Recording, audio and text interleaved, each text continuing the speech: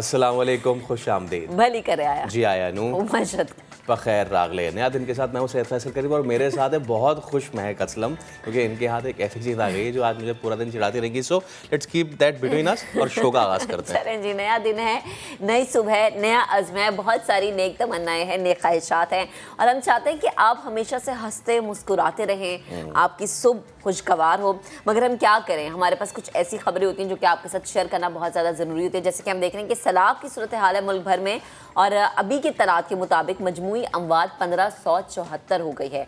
NDMA के अदादो शुमार के मुताबिक 7,87,000 से ज़ायद घर मुकम्मल तौर पर तबाह हो गए हैं। 11,73,000 से ज़ायद घरों को जुज़वी नुकसान पहुंचा है और 14 जून से अब तक 12,716 किलोमीटर सड़कें मुतासर हुई हैं। 374 पुलों को नुकसान पहुंचा है। 9,73,800 मवेशी भी सैलाब की नज़र हो चुके हैं। जान माल, घर बार, मवेशी सब कुछ जब ख़त्म हो जाता है तो ऐसे में इंसानियत का इम्तिहान होता है और दुखी इंसानियत की खिदमत का जज्बा लिए ही एक ऐसी शख्सियत पाकिस्तान पहुंची हैं कि जिनका दूर दूर से पाकिस्तान से कोई रब्ता है या ताल्लुक़ नहीं है, लेकिन इससे पहले भी जब पाकिस्तान में कोई कुदरती आफत आई थी तो एंजेलिना जूली आई थी और एक बार फिर मशहूर हॉलीवुड अदाकारा एंजेलिना जूली पाकिस्तान पहुंची हैं। सिंध के सैलाब मुतासरीन से वो मुलाकात करेंगी। अक़वाम मुत्तहिदा की नुमाइंदे ख़ुसूसी इससे पहले भी, जैसे हमने आपको बताया, दो बार पाकिस्तान चुका है। देखिए, ये है इंसानियत। अब ये इम्तिहान उन लोगों का तो है ही जो कि सैलाब से मुतासर है, लेकिन ये इम्तिहान आप लोगों का भी है, ये पूछगछ आप लोगों से भी होगी। तो प्लीज़ इस वक्त को ज़ाया मत होने दे। बैरून मुल्क से लोग आते हैं इमदाद के लिए, दाद रसी के लिए, और जो हमारे अपने हैं वो शायद इस तरह के इलाकों में जाना पसंद भी नहीं करते। तो प्लीज़ पाकिस्तान को और पाकिस्तानियों को अपना समझें। सिंध भर में डेंगू, मलेरिया, गैस्ट्रो और दीगर बीमारियों से ने जो है वो शिद्दत इख्तियार कर लिया। लाखों अफराद वबाई अमराज का शिकार हो चुके हैं। इस हवाले से भी आज हम प्रोग्राम में बात करेंगे। अच्छा जी, कराची वालों के लिए एक अच्छी खबर है, वो ये कि इलेक्ट्रिक ने बिजली 4 रुपये 21 पैसे फी यूनिट कमी की दरख्वास्त दे दी है। देखिए, ये भी सिर्फ दरख्वास्त दी है, इसकी समाअत होगी, नेपरा समाअत करेगा, 29 सितंबर को होगी। दरख्वास्त अगर मंजूर हुई तो कराची वालों को 7 अरब 21 करोड़ रुपए का रिलीफ मिलेगा। अच्छा, जब बढ़ाने के लिए दरख्वास्त दी जाती है ना तो फौरन बढ़ जाती, फौरन वो समाअत नहीं होती, बोला बढ़ाओ फटाफट, है ना। और जब कम की तो वैसे बात ही नहीं होती ना, लेकिन अगर हुई है तो चलो देखेंगे, सोचेंगे। और देखिए, 10 रुपए बढ़ता है और कम कितना होता है? 2 रुपए। 5 रुपए बढ़ता है, कम कितना होता है? 1 रुपए या कुछ पैसे हो जाता है। वफाकी हुकूमत ने पेट्रोल की कीमत में 1 रुपये 45 पैसे का इजाफा कर दिया है। पेट्रोल की नई कीमत 237 रुपये जो है 43 पैसे मुकर्रर हो गई है। अब ये जो 1-1 रुपया बढ़ता है ना, ये आवाम की जेबों से जब 1 रुपया भी जाता है ना तो दुख होता है, क्योंकि इस वक्त एक वक्त की रोटी जो है उसको कवर करना बड़ा मुश्किल काम है आवाम के लिए। इसके अलावा आपको ये भी बताएं कि डॉलर फिर से फ्री फॉल पे है, रुकने का नाम नहीं ले रहा है। इंटरबैंक में मुसलसल अमरीकी डॉलर की कीमत में इजाफा होता जा रहा है। क्या वजह है, कोई रोक सकेगा या नहीं रोक सकेगा, आगे चल के इस पे भी बात करेंगे। और आटे की कीमत में रोज़ बरोज़ इजाफा होता जा रहा है। पंजाब हुकूमत आवाम को सस्ता आटा फराहम करने में नाकाम हो गई है। मुझे याद है जब हमने देखा था कि चौधरी परवेज़ इलाही का पहला जो उनका दौरे हुकूमत था, जब वो पहले वज़ीर आला पंजाब थे, तब जो आटा, तालीम और पंजाब के हवाले से जो उन्होंने इक़दामात किए थे वो बड़े काबिल तहसीन थे। मुझे लगता है शायद अब उनके ऊपर हाथ ऐसे लोगों का आ गया है कि ना तो वहाँ पर तालीम का मयार वो रहा है, ना ही वहाँ पर हम ये कहें कि सेफ सिटी का काम वो रहा है, और अब जो आटा जो कि बुनियादी ज़रूरत है वो वहाँ पर नहीं मिल रहा, जबकि पंजाब में ये किल्लत नहीं होनी चाहिए। लेकिन अगेन हुई कि पंजाब में ये क्यों है, और आटा फिर जो है उसको ये कहेंगे कैद किया जा रहा है एक तरह से, और आगे सिंध में भी शॉर्टेज हुई है उसकी, तो इस पे भी हम बात करेंगे। इसके अलावा करतारपुर में बाबा गुरु नानक की 483वीं बरसी की 3 रोज़ा तकरीबात शुरू हो गई हैं। दुनिया भर से सिख यात्री तकरीबात में शिरकत के लिए आ रहे हैं, पाकिस्तान का मस्बत चेहरा देख रहे हैं। पाकिस्तान और इंग्लैंड के दरमियान T20 सीरीज, इंग्लैंड ने पहले T20 में पाकिस्तान को 6 विकेटों से बाआसानी शिकस्त दे दी है। आज हम प्रोग्राम में इस पर भी बात करेंगे। इसके अलावा दीगर स्टोरीज भी शामिल करेंगे, लेकिन सबसे पहले अवामी मसाइल की बात करेंगे। कराची में आटे की कीमत आसमान पर जा पहुंची है। चक्की का आटा 130 रुपए फी किलो फरोख्त होने लगा है। मजीद जानेंगे रिजवान आलम से। रिजवान बताएगा, कराची में भी आटे की कीमत आसमान पर पहुंच गई है। यकीनन लोग परेशान होंगे, और क्या ये आटा इतना महंगा होने के बाद मिल भी रहा है या नहीं? जी बिल्कुल, देखें हम इस वक्त मौजूद हैं कि सबसे बड़ी थोक मार्केट जुड़िया बाज़ार में, और इस वक्त जो है पाकिस्तान में सबसे महंगा आटा जो है वो कराची में फ़रोख्त हो रहा है। कराची में जो होलसेल मार्केट में आटे की कीमतें हैं वो हम जानेंगे। आटे के डीलर हैं मोहम्मद सिद्दीक, उनसे जो इस वक्त हमारे साथ मौजूद है। इस वक्त 1065 रुपये जो फ्लोर मिल्क की एक्स मिल्क प्राइस है, इसी मार्केट के रेट पे, इसी रेटों पे तकरीबन यहाँ पर सेल हो रहा है होलसेल मार्केट में। यानी 1065 रुपये का 10 किलो का थैला वो सेल हो रहा है। और बुलंद तरीन तो बिल्कुल अदाद शुमार के हिसाब से बिल्कुल बुलंद तरीन कीमत है, और अब तक हमने इस कीमत तक नहीं पहुंचा था। और जब से ये थोड़ा ऐलान भी हुआ है कि सपोर्ट प्राइस, तो जो होर्डर्स हैं वो, क्योंकि कराची एक गैर पैदावारी शहर है, यहाँ गंदम पैदा नहीं होती है, या तो अंदरून सिंध से आती है या फिर जो है पंजाब से लाई जाती है। तो वहाँ जिनके हाथों में, मजबूत हाथों में गंदम मौजूद है, वो उन्होंने जो कहा है कि 100 रुपये जब गंदम का ऐलान हो गया तो उन्होंने इनकी तरसील थोड़ी और स्लो कर दी। तो ये हुकूमत को चाहिए कि पीछे कहाँ होर्डिंग है, किनके हाथों में है, इसका पता लगाया जाए और सप्लाई को बेहतर किया जाए। फाइन आटा क्या बिक रहा है? फ़ाइन आटा जो है, जो तंदूरों पे इस्तेमाल होता है, वो 5700 रुपये का मिल का रेट है। 57.25 तक का यहाँ सेल हो जाता है। 114 रुपये 114 रुपये का इसका जो है तंदूर वाले आटे का रेट है। और जो घरों में इस्तेमाल हो रहा है उसका हाई नंबर आटा, वो 1065 रुपये का 10 किलो। अब ये किस तरह नीचे आ सकती हैं, कुछ आपके पास इत्तलात हैं? जैसे हमें भी कुछ इत्तला मिल रही है कि कोटा रिलीज़ करेगी सिंध गवर्नमेंट 1 अक्टूबर से, तो नीचे आएंगे। गंदम की कीमतें जो ऊपर जा रही थी अब रुक गई हैं, और इसके नीचे आने का क्या इम्कान है? देखें, अगर गवर्नमेंट शफाफियत के साथ इस अमल को अगर चलाएगी तो बिल्कुल नीचे आने के चांसेस हैं। हमारी ज़रूरत की गंदम मौजूद है, ऐसा तो नहीं गंदम भी शॉर्ट है? कुछ शॉर्टफॉल है, हमें सही वक्त पे सही इकदाम करने चाहिए। इम्पोर्टेड गंदम का क्या रेट होगा अगर इम्पोर्ट की जाए? सर, इम्पोर्टेड गंदम मैं ये तो नहीं कहता कि वो बहुत सस्ती हमें मिल जाएगी, अभी के रेटों से सस्ती मिल जाएगी, लेकिन कम से कम जो मौजूदा जो होल्डर्स हैं उनकी कमर तोड़ने के लिए एक अच्छा इकदाम हो जाएगा। देखें, जैसे आपने गुफ्तगू सुनी कि बहुत सारे इक़दाम गवर्नमेंट ले सकती है जिससे आटे की कीमतें कंट्रोल में आ सकती हैं। और इस वक्त रिटेल प्राइस में आपको आटे की बता देता हूँ कि 2.5 नंबर राशन का आटा जो घरों में खाया जाता है वो आम दुकानों पे लोगों को जो है 115 रुपये में फ़रोख्त किया जा रहा है, जबकि जो फ़ाइन आटा है उसकी कीमत 120 से 125 रुपये किलो है शहर में।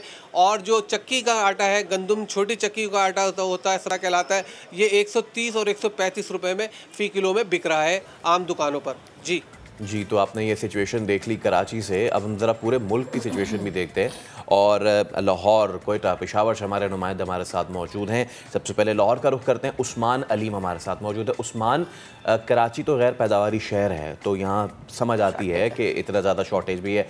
वहाँ लाहौर में क्या सिचुएशन है, वहाँ पर क्या सूरत हाल है आटे की कीमत की?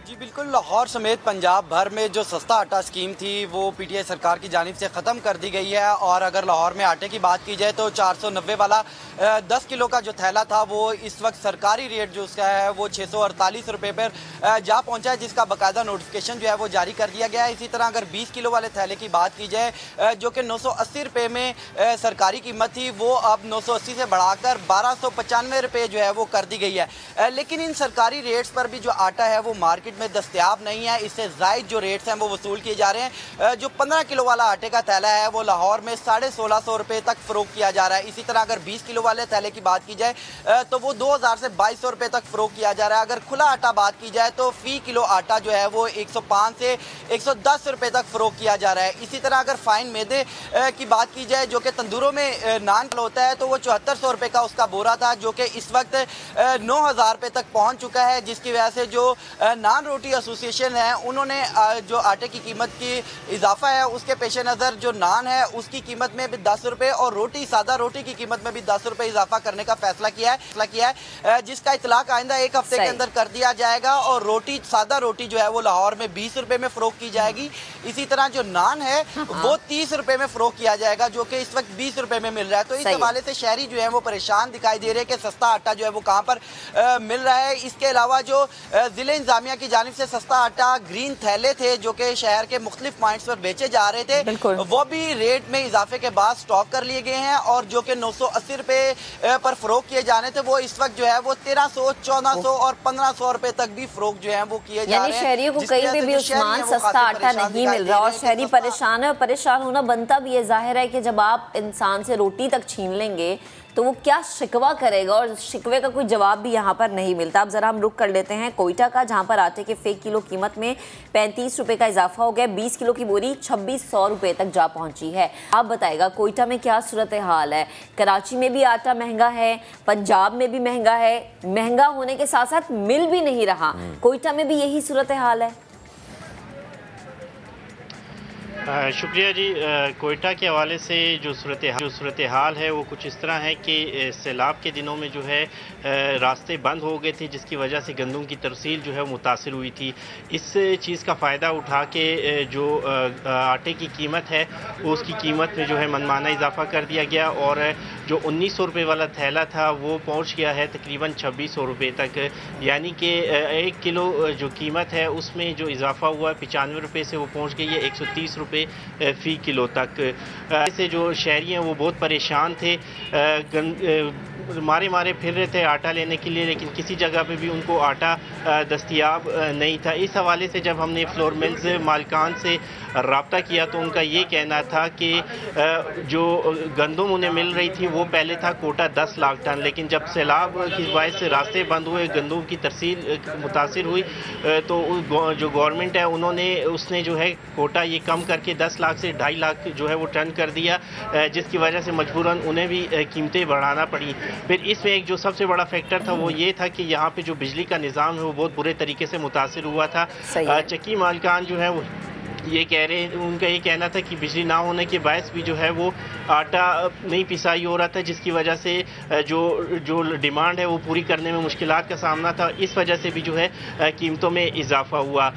इस वक्त सूरत हाल ये है कि कोयटा शहर में जो 20 किलो का आटा है वो बदस्तूर 2600 रुपये का बिक रहा है। इसी तरह जो 50 किलो की बोरी है वो 6500 की। बिल्कुल आतिफ, और कोयटा का भी हम यही समझ सकते हैं। बिल्कुल। अब ज़रा पेशावर का रुख कर लेते हैं, क्योंकि कोयटा या फिर सिंध में आप सैलाब को एक मना सकते हैं इशू, पेशावर में क्या सिचुएशन है? सज्जाद, यहाँ तो इतना ज़्यादा सैलाब ने तबाहकारी नहीं की, इतनी ज़्यादा यहाँ पे तो सूरत हाल ख़राब नहीं हुई थी, तो आप ज़रा मुझे ये बताएं कि यहाँ क्या कीमतें हैं इस वक्त? जी फैसल, अगर आटे की कीमतों की पेशावर के हवाले से और खैबर पख्तूनख्वा के हवाले से बात की जाए तो यहाँ पर भी आटे की कीमत में जो है काफ़ी इजाफा हुआ है। 80 किलो की जो आटे की बोरी थी वो जो है 7900 रुपये की जो है फ़रोख्त हो रही थी, लेकिन अब उसकी कीमत एकदम बढ़कर 9000 रुपये हो गई है। जबकि 20 किलो आटा जो 1800 रुपये का फ़रोख्त किया जा रहा था अब वो जो है 2200 रुपये के करीब जाके पहुँच चुका है। यहाँ पर हमारे साथ आटा डीलर एसोसिएशन के सदर मौजूद है, उनसे हम जानना चाहेंगे क्या कहेंगे ये आटा बढ़ने की वजह क्या है? पंजाब में 7500 रुपये पर 100 किलो गंदम मिलती थी, अभी वहाँ पर उसकी कीमत 10,000 तक पहुँच चुकी है। वहाँ से अभी आटा छोड़ता भी नहीं आता है। यहाँ पर हमारे पेशावर के मार्केट में वो आटा नहीं आ रहा है, और अभी वहाँ पर भी इमरान खान की हुकूमत है, यहाँ पर भी इमरान खान की हुकूमत है। इमरान खान को चाहिए कि वहाँ से ये आटा खोल दे, रास्ता खोल दे, ताकि ये आटा यहाँ पर गरीब आवाम को मिल सके आर्ज़ान पर। जी बिल्कुल, याजिर रंबील हमारे साथ मौजूद थे और इनका यही कहना था कि पंजाब में जो है पाकिस्तान तहरीक इंसाफ की हुकूमत है, पहले मुस्लिम लीग नून की हुकूमत होती थी तो यहाँ पर जो है PTI की हुकूमत जो शिकवा करती थी कि वहाँ से जो आटे की सप्लाई जो है बंद कर दिया, जिसके बाद यहाँ पर जो है नरखों में इजाफा होता है। लेकिन अब वहाँ पर भी पाकिस्तान तहरीक इंसाफ की हुकूमत है, यहाँ पर भी पाकिस्तान तहरीक इंसाफ की हुकूमत है। उसके बाद भी जो है पंजाब से आटे की तरसील जो है खैबर पख्तूनख्वा को जो है वो बंद है, जिसकी वजह से यहाँ पर जो है इनके नरखों में जो है काफ़ी इजाफा हुआ है। इसके साथ साथ मैं आपको बताता चलूँ कि यहाँ पर जो सरकारी आटे की तकसीम के हवाले से एक मैकेनिज्म चल रहा था, जो कि कहा जा रहा था कि सियासी असर और रसूख के ऊपर जो है आटा दिया जा रहा है, जिसके ऊपर जो है कल पेशावर हाई कोर्ट में जो है केस भी हुआ था, जिसके ऊपर जो है पेशावर हाई कोर्ट ने ये कहा कि आप इस आटे की तकसीम किस बुनियादों पर करते हैं। ये जो नाज़मीन वगैरह जो मुंतखब हुए थे बल्दियाती नुमाइंदे, इनके हवाले से इनको जो है पूरा तफसीली जवाब तलब कर लिया है, क्योंकि यहाँ पर लेकिन सज्जाद देखना ये ना कि जवाब में होता क्या है। आटा किसी भी वजह से महंगा हो, पिसते अवाम ही हैं। बेहद शुक्रिया रिजवान, आप हमारे साथ मौजूद थे। मोहम्मद आतिफ आपका, सज्जाद आपका भी बेहद शुक्रिया, और उस्मान आप हमें लाहौर से अपडेट कर रहे थे, आप सबका बेहद शुक्रिया। तो एक है कि जनाब पूरे मुल्क में इस वक्त आटा महंगा मिल रहा है, एक तो मिल नहीं रहा और अगर मिल भी रहा है तो महंगा मिल रहा है। एक और बड़ा मसला है पाकिस्तान में, माहौल की तब्दीली, जिसकी वजह से दर्जा हरारत में इजाफा हो रहा है और इस इजाफे की कई वजूहात भी हैं। लेकिन क्या आपको मालूम है कि जिन घरों में मैं रहती हूँ, आप रहते हैं, फैसल रहते हैं, ये सब भी एक वजह बनता है दर्जा हरारत में इजाफे की। तो फिर आपको लेके चलते हैं, आपको दिखाते हैं कि माहौल दोस्त घर कैसे होते हैं, कौन से होते हैं। फैसल गए, फैसल ने देखा, अब आपको दिखाते हैं।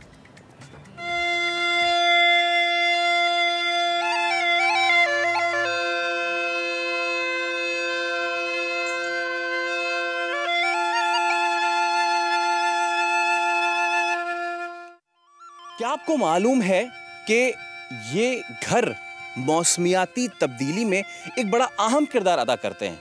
वो कैसे? वो ऐसे कि जो हमारे आपके घर हैं वो आम कंस्ट्रक्शन मटेरियल यानी कि सीमेंट और दीगर चीज़ों से बनते हैं।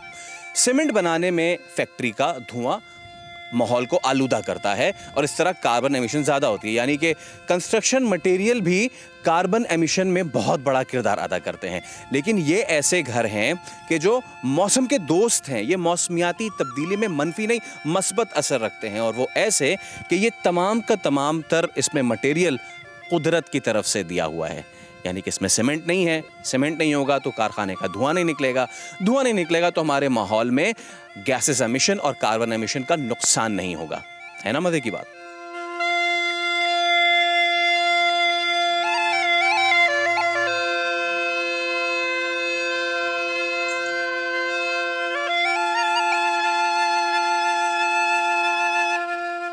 कितने ही सादा ये घर है और उतना ही एनवायरनमेंट फ्रेंडली है। अब इसमें क्या क्या इस्तेमाल हुआ है ये आप देख सकते हैं। इसकी फाउंडेशन जो है वो पत्थरों से बनाई गई है। इसका मतलब ये है कि वहाँ से भी कार्बन एमिट नहीं होगा और अगर कोई सैलाबी रेला आता है तो उसकी फाउंडेशन डिस्टर्ब नहीं होगी। इसके साथ साथ ये मिट्टी के ब्लॉक्स जो है उसके बने हैं, और वो कैसे बनते हैं वो भी हम आपको दिखाएंगे। वो मिट्टी भी ख़ास किस्म की होती है, मिट्टी के ब्लॉक्स से फिर ये पूरी इसकी तामीर हुई है, दैन इस पे लिपाई भी हुई है। और उसके बाद जो पूरी दुनिया में इस वक्त सस्टेनेबल डेवलपमेंट के लिए कंस्ट्रक्शन मटेरियल यूज़ हो रहा है, दैट इज़ बैम्बू, बांस। उससे जो आप देख सकते हैं उसका भी इस्तेमाल है, और उनको आपस में बांधने के लिए अगेन एक और एनवायरनमेंट फ्रेंडली कंस्ट्रक्शन मटेरियल वो है नारियल की छाल से बनी हुई है रस्सी। यानी कि इस पूरे घर का कार्बन एमिशन ज़ीरो है, ज़ीरो।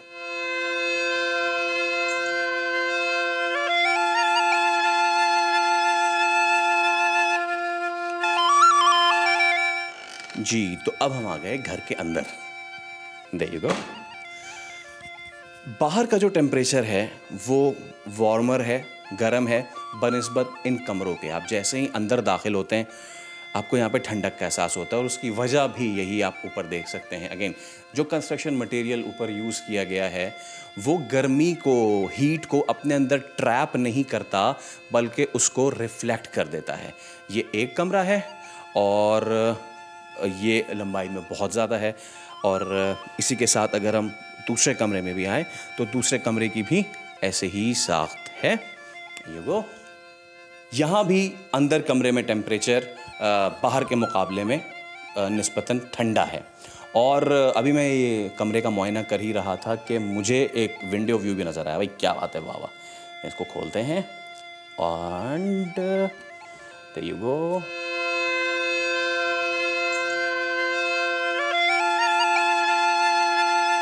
भाई वाह क्या व्यू है। अब आप लोग सोच रहे होंगे कि ये कितने में बना, इस पे कॉस्ट क्या आई, और जितनी मैंने बातें की एनवायरनमेंट फ्रेंडली कंस्ट्रक्शन मटेरियल की, सैलाब और बारिश और दीगर कुदरती आफात इस पे इतनी असर नहीं करती, ये इसकी सनद क्या है, इसकी तस्दीक क्या है। तो चलें जिन्होंने ये बनाया है पूरा उन्हीं से बात करते हैं।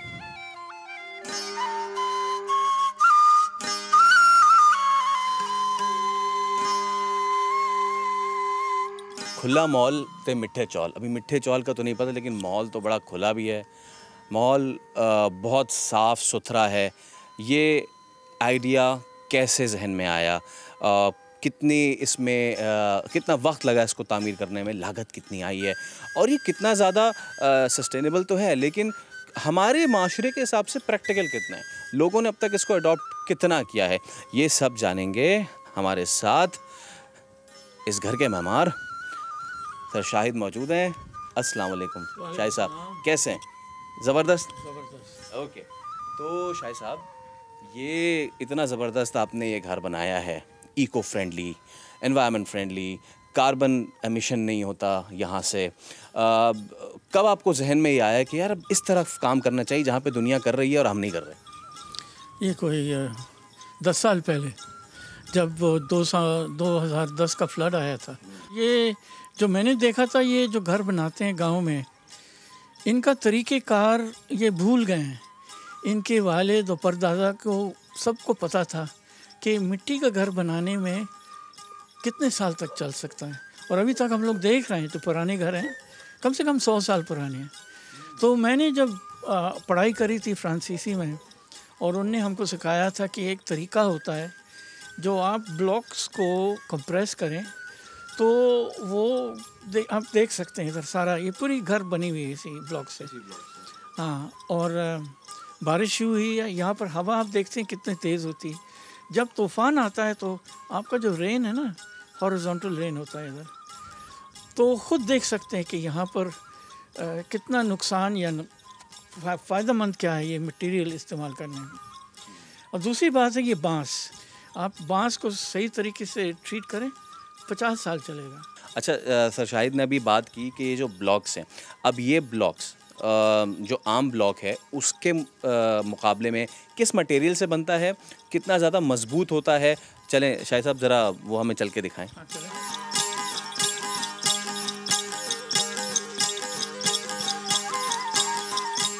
ये है वो तैयार ब्लॉक जिससे ये सारी कंस्ट्रक्शन होती है।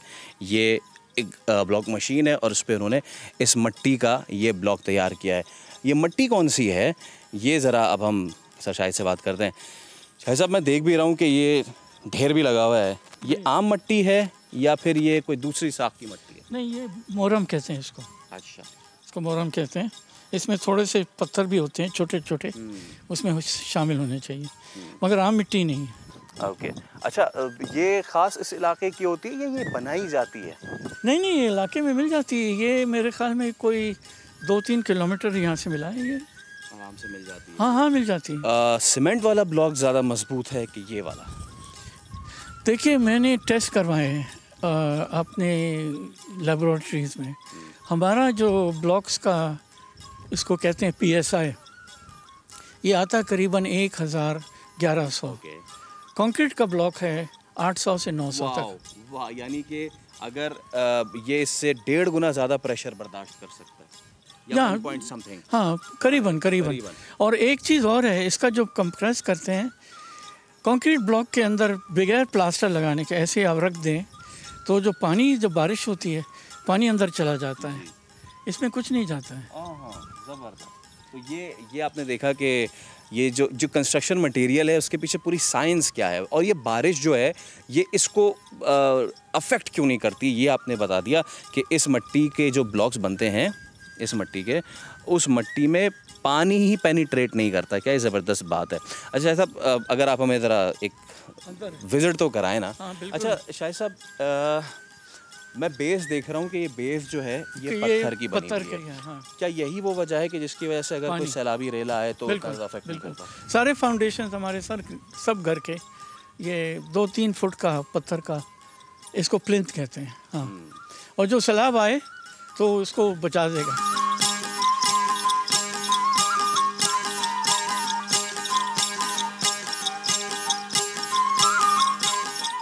अच्छा शाहिद साहब, हम बात कर रहे हैं, जैसे आपने बताया कि सैलाब बारिश से कैसे ये घर जो है वो महफूज रहते हैं। अच्छा, आजकल एक बड़ा कॉन्सेप्ट है जी, इको फ्रेंडली हाउसेस। क्या कॉन्सेप्ट है उसके पीछे? कौन से घर या कौन सी कंस्ट्रक्शन माहौल दोस्त होती है और कौन सी नहीं होती है? देखिए, ये आपको अभी समझाया मैंने कि ये जो मिट्टी का जो घर है, जो इसको कंप्रेस करते हैं ब्लॉक्स को, एक तो ताकत होती है और दूसरे उसकी पानी को पेनिट्रेशन करने में बहुत कम हो जाती है। हमारा स्ट्रक्चर जो बना हुआ आपके सामने आप देख रहे हैं, ये बांस का बना हुआ है, और बांस को हम लोग को शायद समझ में नहीं आता है, मगर उसको जो टेंसाइल स्ट्रेंथ कहते हैं, स्टील से ज़्यादा है। ये कंप्रेशन में नहीं मगर टेंसाइल में ज़्यादा है ये स्टील से। तो ये इस तरीके से इस्तेमाल करें तो मेरे ख्याल में आप जितने घर बनाना चाह सकते हैं ये मटेरियल और बांस से बना सकते हैं। और आप खुद देख रहे हैं कि ये हमने बनाया एक यहाँ पर सहन, छोटी सी सहन है, यहाँ पर हमारा बोर्ची खाना है और ये इधर सामने बरांडा है। और एक चीज़ और मैं आपको समझाना चाहता हूँ कि ये जो बाहर का बिल्डिंग का फार्म हाउस के बिल्डिंग की डिज़ाइन फ़िलॉसफी ये है कि अंदर रात को गुजारे शायद जब सर्दी है, मगर आम तौर में बाहर में आपको थोड़ा साया मिले। और आपने देखा हमारे 2 बरांडे बने हुए हैं, वहाँ पर बड़े बरांडे हैं, एक छोटे बरांडा है।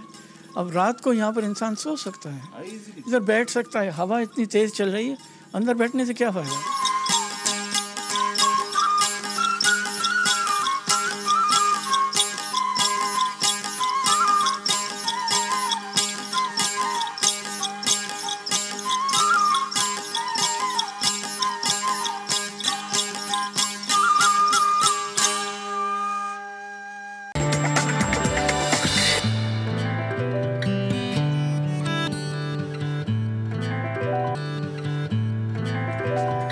Welcome back once again. और हमने आपको दिखाया कि फैसल गए और उन्होंने सिर्फ एक घर हमें दिखाया कि किस तरह से आप एक घर को माहौल दोस्त बना सकते हैं। फैसल क्या ये पॉसिबल है कि पूरे सिंध में हम इस तरह के अब घर बनाएं, क्योंकि क्लाइमेट चेंज की वजह से पाकिस्तान ने बहुत मुश्किलात देखी हैं ताकि सैलाब ना आए, इस तरह की सूरत हाल दोबारा ना पैदा हो। ये तो एक घर है ना महक, ऐसी एक पूरी कॉलोनी है। अच्छा, ठीक है, और इसको प्रपोज भी किया गया प्रीवियस गवर्नमेंट को, लेकिन फिर उसका क्या हुआ सब आज बता दूँ। कल आपको बताएंगे कि अगर इस तरह के घर हैं जो कि कार्बन एमिशन में भी किरदार अदा नहीं करते और जो सैलाब और दीगर कुदरती आफात से भी बचा सकते हैं आपको, जब इनकी कॉलोनी बनाई गई और वो प्रपोज की गई तो इसके साथ क्या हुआ, गवर्नमेंट ने क्या कमेंट किया। चल जाइए, ये हाफ स्टोरी हम आपको कल दिखाएंगे। अभी आपको बताएं कि रुपए की कदर गिरती गई, जूझू डॉलर ऊपर जाता रहा। अमेरिकी डॉलर की कीमत में मुसलसल 13वें रोज़ भी इजाफा है। इंटरबैंक में डॉलर 240 रुपये का हो गया है। अब इसका रीज़न क्या है, इस पर बात करने के लिए माहिर मुआशियात खाकान नजीब साहब हमें ज्वाइन कर चुके हैं। खाकान साहब, बेहद शुक्रिया वक्त देने के लिए, गुड मॉर्निंग।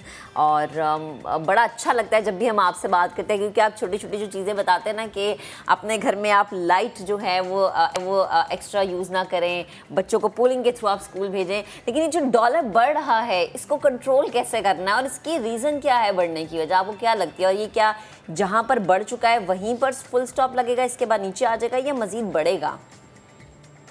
अस्सलाम वालेकुम and good morning. It's always my pleasure to be on Samaa. देखें, जो $1 के बढ़ने की वजह है वो डॉलर की अपनी इंटरनेशनल स्ट्रेंथ है। अब इससे मतलब क्या है? इससे मतलब ये है कि अमेरिका में जो अफरात-ज़र इन्फ्लेशन है वो बहुत बढ़ गई, वो तकरीबन अपने एस्टिमेट से ज़्यादा आई। तो उन्होंने जो फेडरल रेट है, यानी कि जो फेडरल रिजर्व अपना पॉलिसी रेट सेट करता है, उसको आज या कल में बढ़ा के 0.75% और बढ़ा देना है। एक तो इसकी ये वजह है कि डॉलर सारी इकोनॉमी जो करेंसीज हैं उनके अगेंस्ट स्ट्रांग हो रहा है। मिसाल देता हूँ कि डॉलर पहले यूरो जो था उसको पैरिटी पे आ गया है, सो तकरीबन 10% यूरो के अगेंस्ट स्ट्रेंथन हुआ। ये सिर्फ आपको इसलिए समझा रहा हूँ कि एक तो डॉलर की अपनी स्ट्रेंथ है, बट दूसरी तरफ ये है कि पाकिस्तान के वीक फंडामेंटल्स हैं। वीक फंडामेंटल से क्या मतलब है? वीक फंडामेंटल से मेरा मतलब है कि हम एक ट्रेड डेफिसिट अभी भी बहुत बढ़ा हुआ रन कर रहे हैं, हमारा करंट अकाउंट डेफिसिट बढ़ा हुआ है। वीक फंडामेंटल से ये मतलब है कि हमारा जो इम्पोर्ट और एक्सपोर्ट का गैप है वो बढ़ा हुआ है। दूसरी वजह ये है कि आप ये देखिए कि स्पेकुलेशन हो रही है। स्पेकुलेशन से मतलब ये भी है कि कुछ बैंक्स भी पैसे बना रहे हैं, पर कुछ ये भी है कि जब डॉलर की कीमत बढ़ रही हो विज़ रुपी, तो लोग होल्डिंग जो है वो अपनी रुपी में छोड़ के डॉलर में शुरू कर देते हैं, तो उसकी डिमांड ज़्यादा होती है। फिर आप ये भी देखिए कि जो हमारा ओवरऑल मुल्क का निज़ाम जो है, जिसमें बहुत डिफ़िकल्टी आई है फ्लड्स के बाद, आपको ज़्यादा इंपोर्ट्स की ज़रूरत पड़ी। आपको एक मिसाल देता हूँ कि जो फूड इंपोर्ट्स अगस्त में हुई वो $1 अरब की थी।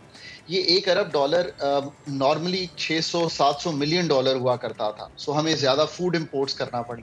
फिर कुछ लोगों को खदशात ये हैं कि एक्सपोर्ट्स जो हैं वो कम हो जाएंगी। अगर एक्सपोर्ट्स कम होती हैं तो आपको पता है फिर रुपए पे प्रेशर आता है। तो ये एक होस्ट ऑफ रीजंस हैं। उम्मीद ये कर रहे थे कि IMF का जो प्रोग्राम है उसके होने के बाद फ्लोज आ जाएंगे। फ्लोज से क्या मतलब है? फ्लोज से मतलब है कि UAE के पैसे, किंगडम ऑफ सऊदी अरेबिया के पैसे, चाइना के पैसे और कतर के पैसे, यहाँ से आपको शायद फंडिंग मिल जाएगी। वो फंडिंग कुछ डिले इस तरह हुई है कि अब वो ये कह रहे हैं कि आप हमसे इन्वेस्टमेंट लें, आप हमें अपने शेयर्स बेचें, आप हमें अपने एयरपोर्ट्स बेचें, आप हमें अपने RLNG प्लांट्स बेचें। आपको पता है जब ये सब कुछ हो तो उसमें काफ़ी टाइम लगता है। ये सब वो अवामिल हैं जो डॉलर की जो कीमत है उसको मुस्तहकम कर रहे हैं विज़ रुपी। डॉक्टर साहब, लेकिन इसके बावजूद कि सऊदीया ने अपने जो डिपॉजिट्स हैं उनको 1 साल एक्सटेंड किया है, इसके बावजूद कि we have entered the IMF programme finally, लोग ये समझ बैठे थे। आप मुझे सुन सकते हैं डॉक्टर साहब? Am I audible now? नहीं, somehow आपकी आवाज़ बहुत वीक है। इसको रिकनेक्ट करते हैं क्योंकि डॉक्टर साहब के पास हमारी आवाज़ नहीं जा रही। तो लोगों का ये तासुर बन गया था कि अगर दोस्त ममालिक मदद को आ जाएंगे या फिर IMF जो है उसके प्रोग्राम में हम एंटर हो जाएंगे, जो कि अब हम हो चुके हैं। इसके अलावा भी दीगर कुछ इंस्ट्रूमेंट्स हैं जैसे कि FATF का तासुर बना हुआ है और उसका अच्छा परफॉर्म कर रहा है। तो लोगों का तासुर था कि जब ये सारी चीज़ें अच्छी हो जाएंगी तो डॉलर को भी रुपया फाइट देना शुरू कर देगा, जो कि हमने देखा भी पिछले 1 महीने में। रुपए ने कुछ गर्दन उठाई थी डॉलर के मुकाबले में, रुपए ने कुछ स्ट्रेंथ दिखाई थी डॉलर के मुकाबले में।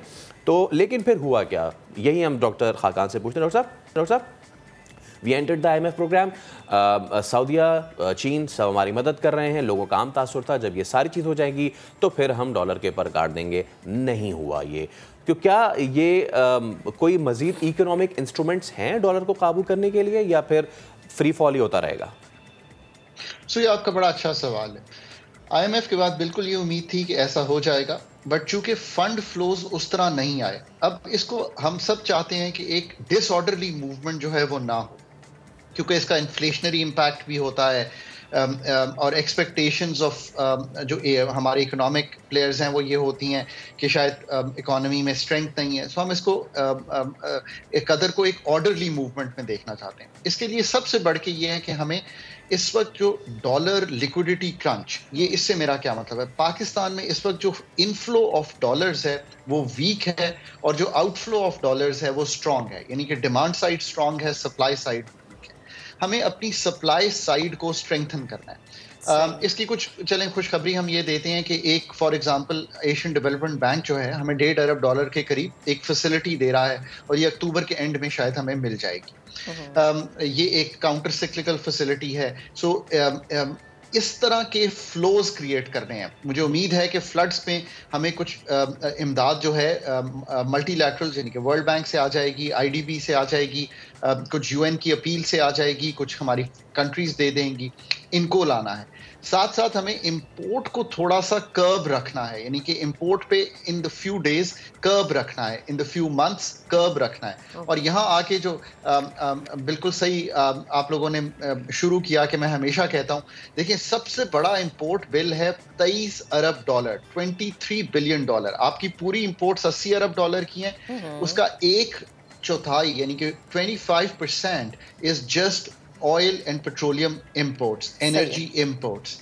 तो उनको जब तक हम थोड़ा सा काबू रखें, लेट्स से हम $3-4 अरब भी इनको कम कर देते हैं, हम 2 घंटे खुद घर में बिजली कम इस्तेमाल करते हैं, हम गाड़ी जो है वो सैर के लिए नहीं जाते, हम कार पूलिंग करते हैं, हम ये अगर सारे गवर्नमेंट स्ट्रीट लाइट्स बंद करती है, कमर्शियल सेंटर्स बंद करते हैं, अगर $3-4 अरब भी हम यहाँ पे सेव कर लेते हैं सालाना की बुनियाद पर, तो आप देखिए कि कितना प्रेशर कम हो जाता है डिमांड ऑफ डॉलर्स का। तो एक तो हमें ये करना है, फिर एडमिनिस्ट्रेटिव एक्शन लेने चाहिए स्टेट बैंक को जहां पे वो स्पेकुलेशन देखता है। ठीक है, सही है। स्पेकुलेशन को कर्व करना, ऑर्डरली मूवमेंट करना, ये स्टेट बैंक ऑफ पाकिस्तान का काम है। तीसरा, EAD को ये चाहिए कि जो प्रोजेक्ट फाइनेंसिंग आती है, प्रोजेक्ट फाइनेंसिंग ये है कि आपको इंफ्रास्ट्रक्चर के लिए world bank, IDB, ADB, ITFC, AIIB, Asian infrastructure bank है, ये पैसे देते हैं। अगर हम अपने प्रोजेक्ट्स को तेज चलाएं तो $2 से $4 अरब जो है यहाँ से तेजी से मिल सकता है, यानी कि लेट से जो 6 महीने बाद मिलना था हमने सड़क बनाने के लिए, वो हमें अब मिल सकता है। तो अगर ये फ्लोज हम बेहतर कर देंगे। और दूसरा मेरी गुजारिश ये है कि अब मैं सब दोस्तों को कहता हूं, आप यकीन करें कि ऑन अ लाइटर नोट मुझे सबसे ज्यादा फोन कॉल्स आजकल ये आते हैं कि डॉक्टर साहब ये बताइए कि हम अपने ऑफिशियली पैसे कैसे पाकिस्तान से बाहर ट्रांसफर कर सकते हैं जो रुपयों में हमने रखे हुए हैं। फॉर द कंट्री हमें इस टेंडेंसी को ब्रेक करना है। सही। रुपए में हमें वैल्यू को होल्ड करना है। एक और खुशखबरी ये देता हूं नॉन रेजिडेंट्स पाकिस्तानीज के लिए कि जो मार्कअप है वो बहुत बढ़ा दिया गया है नया पाकिस्तान सर्टिफिकेट्स में, और ये बात मैं बहुत अरसे से कर रहा था कि उसका जो मार्कअप है वो अगर 10% था तो वो 15% कर दिया गया है। यानी कि अब आप सालाना की बुनियाद पर 1 लाख रुपया रखें तो आपको 15,000 रुपए मिलेंगे गवर्नमेंट ऑफ पाकिस्तान की गारंटी। सो उसमें रकूम रखिए। इससे मुझे उम्मीद है कि नया पाकिस्तान सर्टिफिकेट्स में जो हमारी रकूम का आना है वो बढ़ जाएगा। ये सब वो चीज़ें हैं जो कि की जा सकती हैं। डॉक्टर साहब बेहद शुक्रिया, आप हमारे साथ मौजूद थे गुफ्तगू करने के लिए। और ये हम सोचते हैं कि जब डॉलर नीचे आएगा तो शायद चीज़ें सस्ती हो जाएंगी, ऐसा होता नहीं है, वक्त लगता है। अभी तो फिलहाल सिचुएशन है कि डॉलर ऊपर जा रहा है, और जब ऊपर जाता है तो महंगाई वाकई हो जाती है। खैर आगे बढ़ते आपको बताएं, इसके स्वाद के सर्द और बालाई इलाकों में हालिया सैलाब के बायस 200 से ज़ायद निजी ट्राउट फिश फार्म्स ऐसे हैं और 2 सरकारी जो हैं बिल्कुल ऐसी हैं जो कि तबाह हो गई हैं। इस हवाले से मज़ीद बात करते हैं, सैयद शहाबुद्दीन हमें ज्वाइन कर रहे हैं, उनसे जानते हैं कि क्या इस वक्त सूरत है। शहाब जो हैं वो बड़े अच्छे स्पॉट जो मध्यान है वहाँ पे मौजूद हैं और ट्राउट फिश की हैचरी में यहाँ मौजूद है। बताइए शहाब, ये लगता है कि थोड़ा सा ये बच गई है हैचरी? जिस बात में हालिया सैलाब के दौरान जहां इंफ्रास्ट्रक्चर तबाह हुआ, सड़कें बह गई, मकानात बह गए, ज़िंदगी मुश्किल हो गई, तो इसी तरह स्वात के बालाई और सर्द इलाकों में ट्राउट फिश फार्म्स और हिचरियाँ भी बड़ी तादाद में तबाह हो गई है। अगर कैमरामैन फरजंद अली आपको दिखाए तो ये सरकारी हिचरी हैं और ये बुरी तरह जो है ये तबाह हो चुकी हैं। इसी तरह इसके आसपास और ये जो नदी है तहसील बहरैन में, इसी तरह तहसील मठा में और दीगर इलाकों में भी बड़ी तादाद में फ़िश फार्म जो है ये तबाह हो चुके हैं। हमारे साथ महकमा फिशरीज़ के डिप्टी डायरेक्टर जाफ़र याह्या साहब मौजूद हैं, उनसे बात करेंगे। बताइएगा कि स्वात में जो हालिया सैलाब आया तो इस दौरान कितनी फार्म्स और कितनी हिचरियाँ जो है वो तबाह हुई है? हमारे पास तकरीबन 237 फ़िश फार्म थे, इसमें 2 सरकारी थी, ये जो आपको नज़र आ रही है जो कि हालिया सैलाब की वजह से बुरी तरह से मुतासिर हो गया, डैमेज हो गया है। तो ये थी एक सुलातन में थी और बाकी जो प्राइवेट सतह पे हमने बनाए थे तकरीबन 237 फार्म थे। तो तकरीबन 80% इसमें मुकम्मल तौर पे डैमेज हो गई है और जो बाकी 20% है वो पार्शली डैमेज हो गई है। अच्छा, ये भी आप बताइएगा कि कितनी मछली जो है वो ज़ाया हो गई होगी और ख़ासकर आपकी जो हिचरी है इसमें कितनी मछली थी? ये इसमें टोटली तकरीबन कोई 13,000 मीट्रिक टन से लेकर 15,000 मीट्रिक टन तक जो फ़िश है वो इसमें बह गई है, ज़ाया हो गई है। और जो हमारी हैचरी है इसकी टोटल प्रोडक्शन जो है इस साल हमने तकरीबन कोई 10 लाख के लगभग बच्चे प्राइवेट सेक्टर को दी थी और इसके अलावा तकरीबन 45,000 हमारे साथ वो थे ब्रूडर स्टॉक थी 35,000 और 44,000 हमारे साथ फ्राई फिंगरलिंग स्टॉक थी, तो वो सारी इस सैलाब में बह गई हैं। अच्छा, 2010 में भी काफ़ी सारे फार्म्स तबाह हुए थे, ये हिचरी भी मुतासिर हुई थी, तो बताएगा कि आइंदा मुस्तकबिल में आप क्या करेंगे ताकि ये हिचरी और फार्म्स महफूज हो? ये सर इसी तरह है कि जो आपको नज़र आ रही है ये तबाही तो 2010 का जो सैलाब था वो इससे कम मकदार में था और ये जो अभी जो सैलाब आया है ये तकरीबन उससे 3 गुना ज़्यादा थी, तो इस वजह से काफ़ी इसको नुकसान पहुंचा है और हम कोशिश करेंगे कि मज़ीद इसको प्रोटेक्ट करेंगे, जो उसके लिए प्रोटेक्शन वाल्व वगैरह इंशाअल्लाह इसकी बंदोबस्त करेंगे, तो आइंदा के लिए हम कोशिश करेंगे कि ये ज़्यादा से ज़्यादा महफूज हो जाए। बहुत शुक्रिया deputy director fishery Jafar Yahya साहब। उनका ये कहना था कि 237 जो फ़िश फार्म्स थे वो तबाह हो चुके हैं, करोड़ों रुपए का नुकसान हुआ है। ताहम इनका ये कहना था कि प्राइवेट सेक्टर में ज़्यादा नुकसान हुआ है। इसी तरह 2 फ़िश हिचरियाँ जो है ये सरकारी तौर पर थी वो भी तबाह हो चुके हैं और उनका ये कहना था कि आइंदा मुस्तकबिल में वो कोशिश करेंगे कि उनके महफूज बनाए और साथ साथ जो प्राइवेट सेक्टर में जिन लोगों का नुकसान हुआ है तो उसका तखमीना लगाया जा रहा है और उन्हें भी मुआवजा दिया जाएगा। के लिए भी ब्रेक लेंगे, उसके बाद हाजिर होकर हमारे साथ रहिए।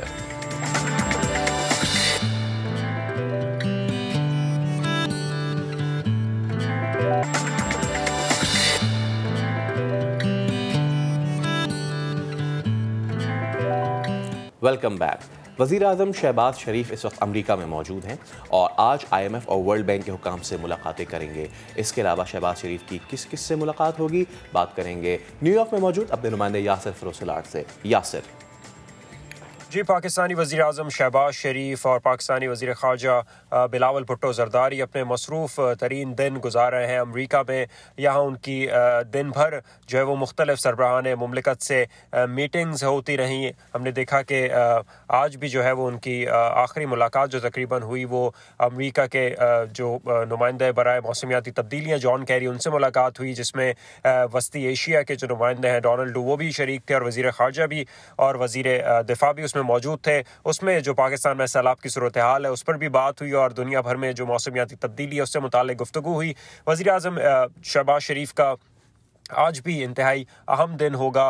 वो बुध के रोज़ अमरीकी सदर जो है वो जो बाइडन, उनसे भी उनकी मुलाकात मुतवक्को है क्योंकि वो उनकी जानिब से दिए गए जो इशाइया है उसमें शिरकत करेंगे। इसके साथ साथ वज़ीर आज़म की आज IMF और वर्ल्ड बैंक के जो काम है उनसे मुलाकात है, जिसमें जो मिफ्ता इस्माइल है वज़ीर ख़जाना, वो भी उनके हमरा होंगे। इसके साथ साथ माइक्रोसॉफ्ट के बानी बिल गेट्स से भी वज़ीर आज़म की मुलाकात तय है। इसके साथ साथ पाकिस्तान के ब्रादर इस्लामी मुल्क तुर्की और चीन और जापान के भी जो है वो सरबराहान मुमलिकत से वज़ीर आज़म की मुलाकात शेड्यूल का हिस्सा है। जी ठीक है यासिर, आपका बेहद शुक्रिया।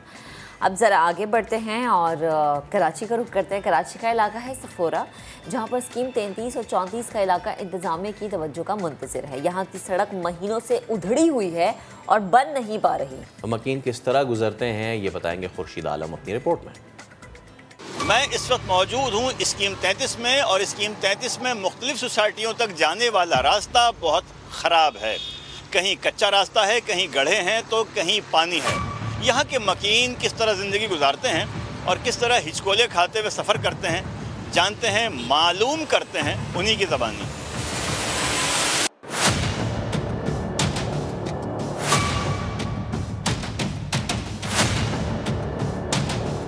रोज़ाना के लिए परेशानी है, रोज़ाना डेली, लेकिन अब किसको जाके बोले? कोई बारिश में क्या सूरत हाल हुई? बारिश में सूरत हाल तो बहुत ख़राब हुई थी।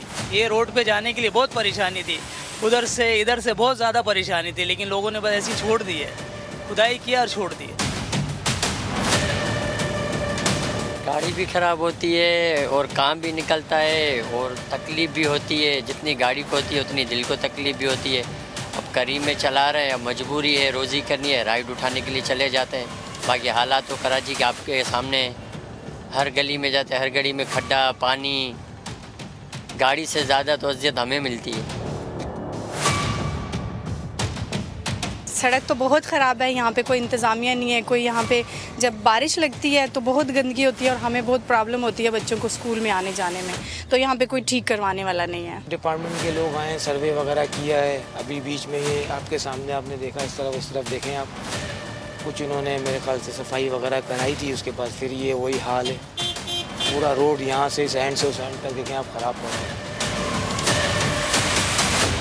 शायर ने कहा था ना कि इन्हीं पत्थरों पे चलकर अगर आ सको तो आओ, मेरे घर के रास्ते में कोई कहकशा नहीं है।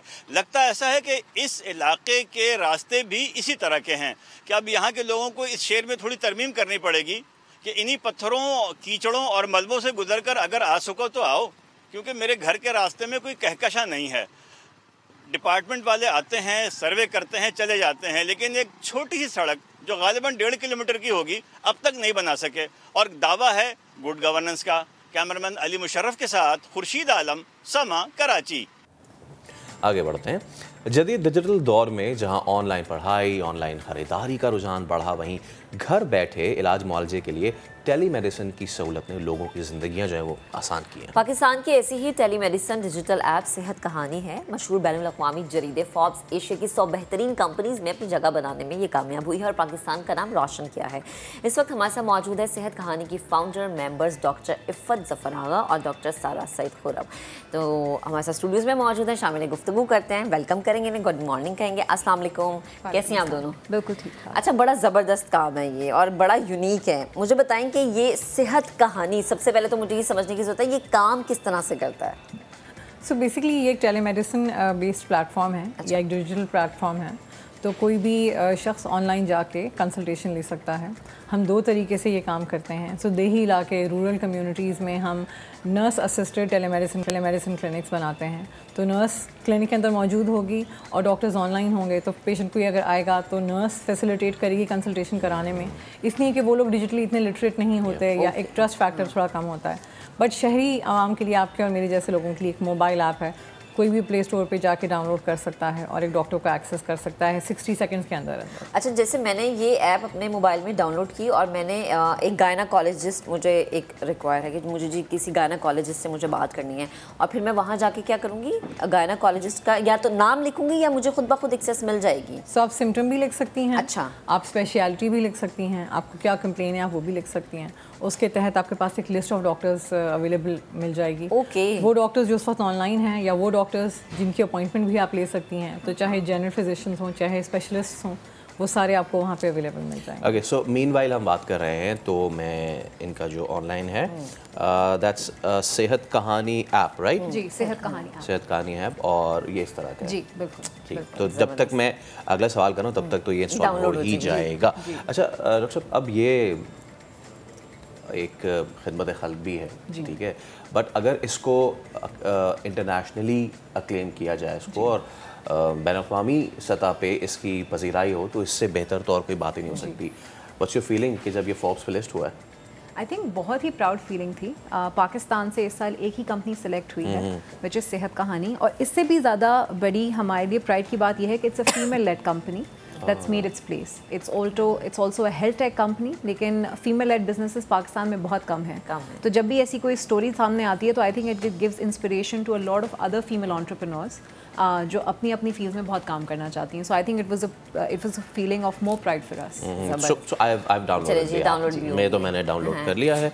हाँ, अच्छा मुझे ये बताएं कि आइडिया और फिर फोर्ब्स तक का सफ़र ये कितना चैलेंजिंग था? तो आई थिंक ये एक बहुत बड़ी स्ट्रगल है जो बहुत सारे डॉक्टर्स की, ख़ासतौर पे फीमेल डॉक्टर्स की पाकिस्तान में होती है।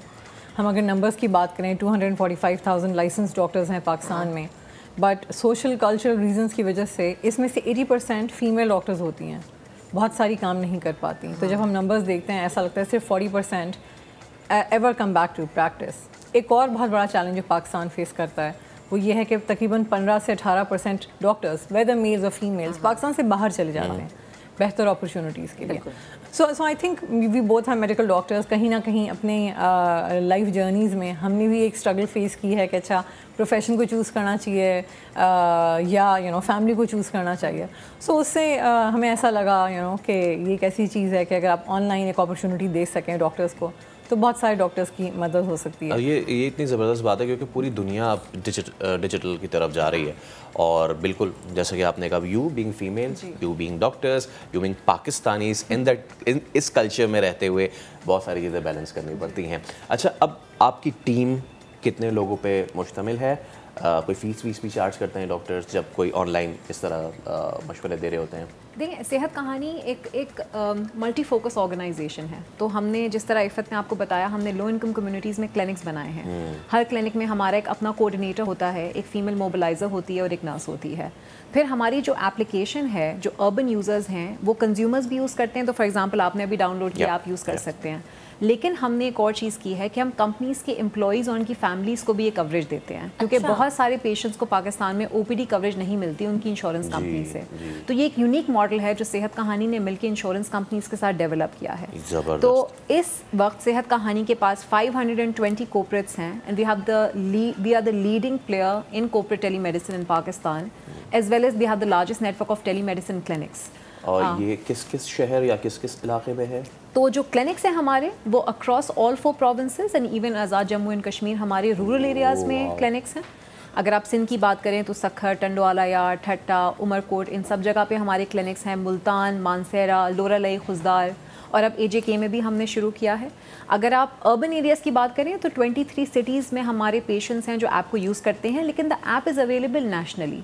इवन इंटरनेशनल पेशेंट्स भी हमारी ऐप यूज़ करते हैं। एक बहुत बड़ी पाकिस्तानी कम्युनिटी है जो डायस्पोरा में हैं, जिनके पास हेल्थ कवरेज नहीं है, या उनके बुरे पेरेंट्स हैं जो बाहर नहीं जा सकते हैं NHS में दिखाने के लिए लंदन में या इंग्लैंड में, तो वो हमारी ऐप यूज़ करते हैं because they feel very comfortable talking to a Pakistani based doctor. तो our app is also very famous in the Pakistani diaspora outside Pakistan. ज़बरदस्त। अच्छा डॉक्टर साहब, मुझे ये बताएं कि इसमें हम कोई चेंजिंग्स देखेंगे आगे आने वाले टाइम की, क्योंकि ऐप होती है ना जो कि जिसमें हम देखते हैं कि मज़ीद डेवलपमेंट हो रही होती है, तो इसके अंदर आगे कोई आप लोगों का इरादा है?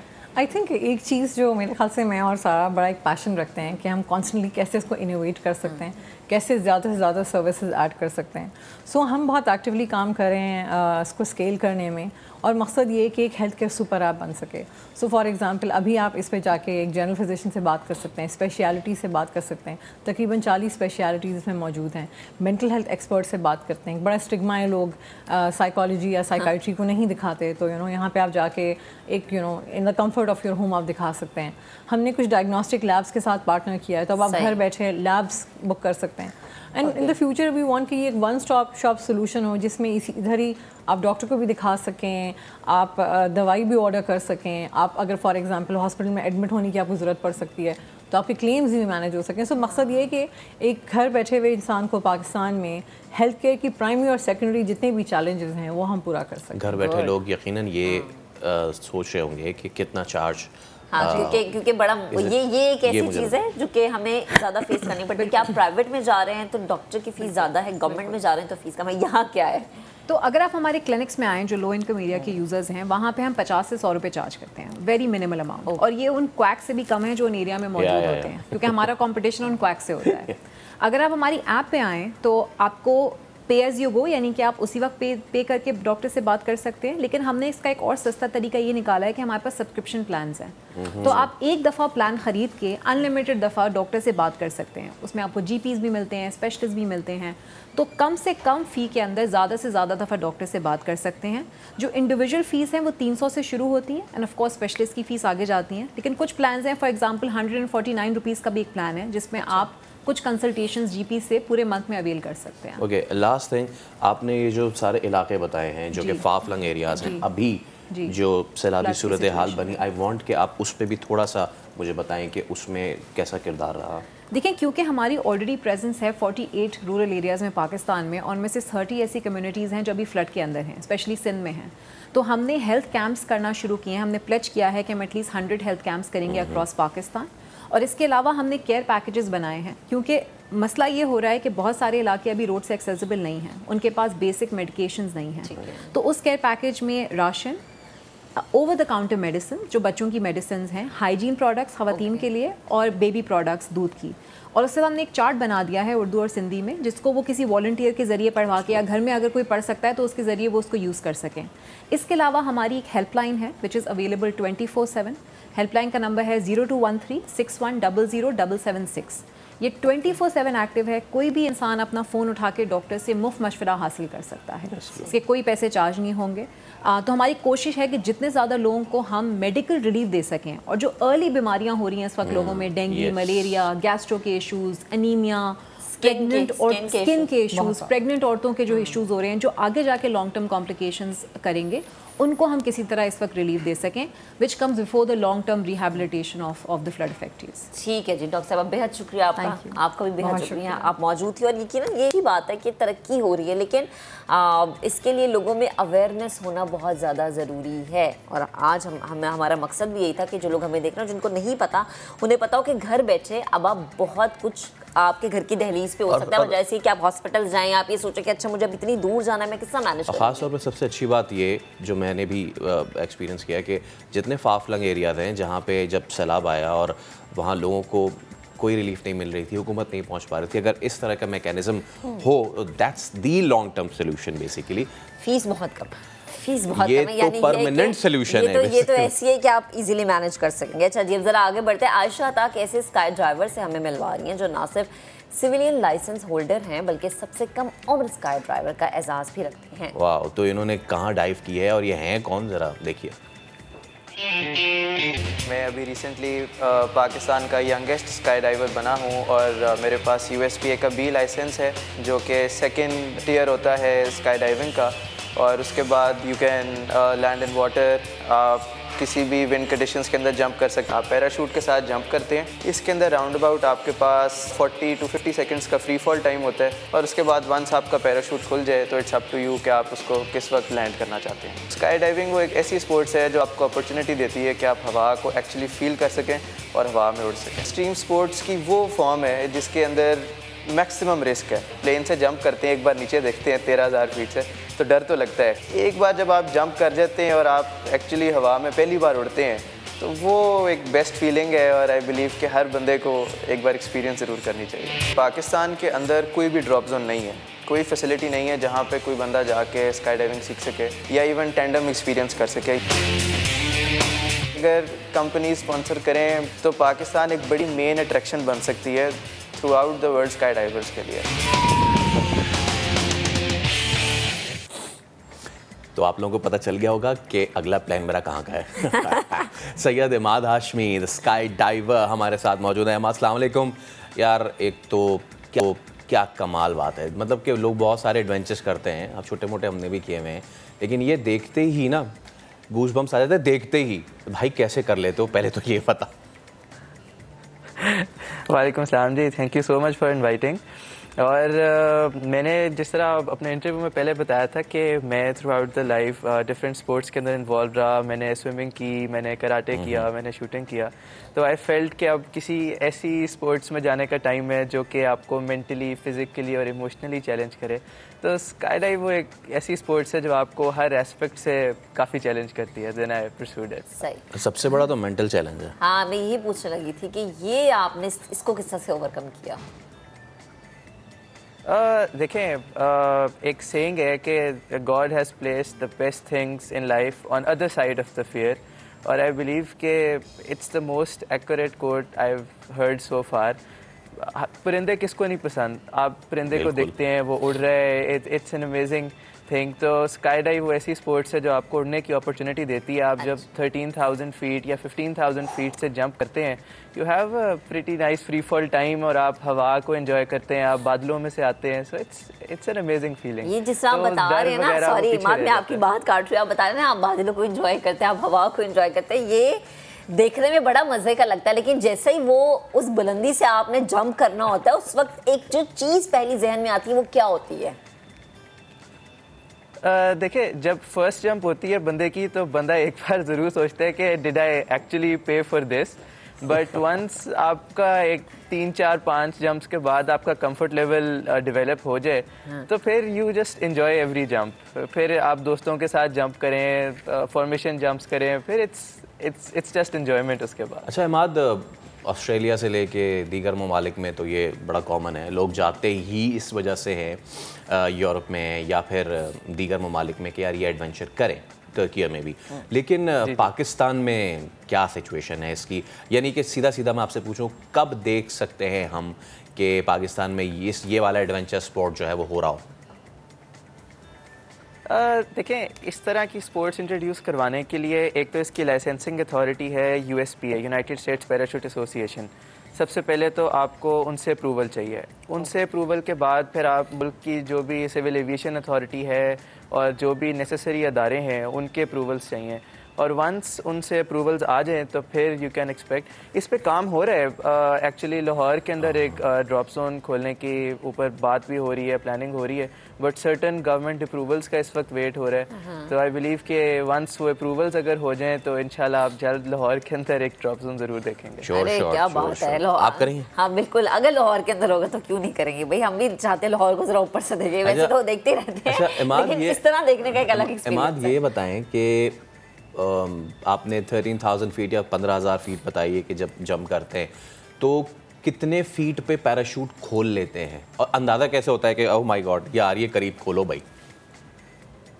नहीं, अच्छा, जब आप जंप करते हैं तो आपने अपनी बाजू के ऊपर ऑल्टीट्यूड मीटर पहना होता है, और after every move you make, आप कोई टर्न लेते हैं या आप किसी का हाथ पकड़ते हैं, आप कुछ करते हैं, तो आप आफ्टर एवरी मूव अपना ऑल्ट मीटर चेक कर रहे होते हैं। यूजुअली आप जब जंप के लिए जा रहे होते हैं तो आप प्लेन में जितने लोग बैठे होते हैं उनको आप बता देते हैं कि लेट्स से कि मैं 5,500 पे खोलूँगा, कोई कहता है कि मैं 3,000 पे खोलूँगा, कोई कहता है मैं 6,000 पे खोलूँगा।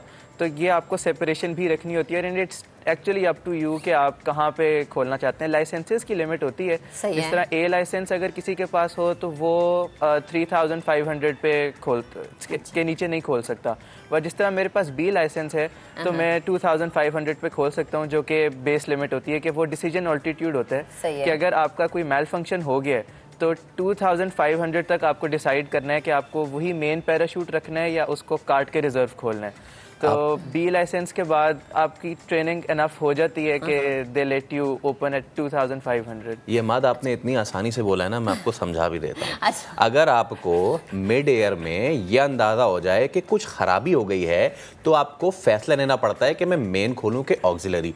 ये भाई बात सिर्फ मिड एयर में होते हैं ना, ये यकीनन देखने वालों के लिए बड़ा आसान है। सोचे 5000 फीट पे महक आपको पता चल रहा हो कि कुछ गलती हो गई, अब मैं कौन सा खोलूँ, फिर आपकी क्या सिचुएशन होगी? सिर्फ पहला कलमा ही ज़हन में आएगा और कुछ ज़हन में नहीं आता।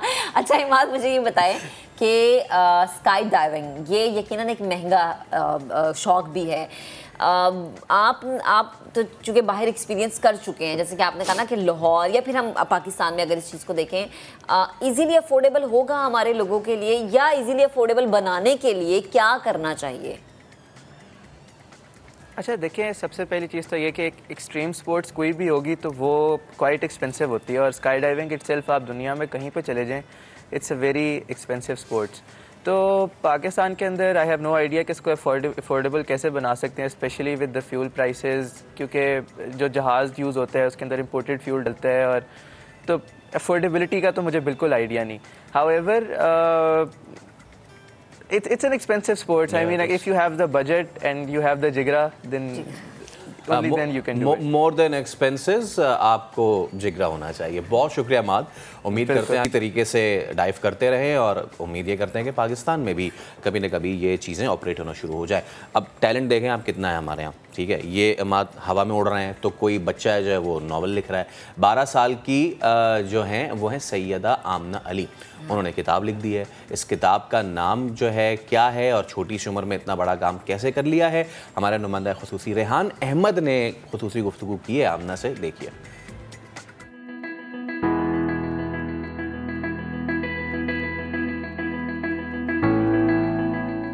मुझे पहले से ही बुक्स पढ़ने का शौक़ था, क्राइम रिलेटेड, मिस्ट्री रिलेटेड, तो इसी से पढ़ते पढ़ते पढ़ते खुद का आइडिया डेवलप होना शुरू हुआ, जो मैंने 4 मंथ्स के अंदर कंप्लीट कर लिया। जस्टिस वर्सेस पावर है मेरी बुक का नाम, और ये पूरी स्टोरी लाइन को देख के मेन नेम यही आ रहा था। जस्टिस हमारे पास बेसिकली पावर के थ्रू बिक जाती है, तो जो पावरलेस पीपल हैं उनके पास इनजस्टिस ही रहती है, वो जितनी कोशिश ही क्यों ना कर लें। तो इसी को टॉपिक को मैंने लेके किया, वो एक बच्चे की नज़र से, मतलब मेरी नज़र से किस तरह दिखता है।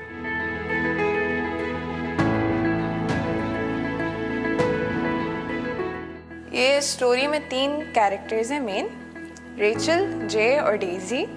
बाकी 2 विलन्स हैं जिनका नाम मैं अभी स्पॉइल करना नहीं चाहूँगी। बाकी इन तीनों का एक एडवेंचर होता है पूरा, जो टाइटल है जस्टिस वर्सेस पावर, उसको पूरा गो थ्रू करते हैं ये लोग, कोर्ट रूम में, in real life, in imagination, सब चीज़ों का मिक्सअप है।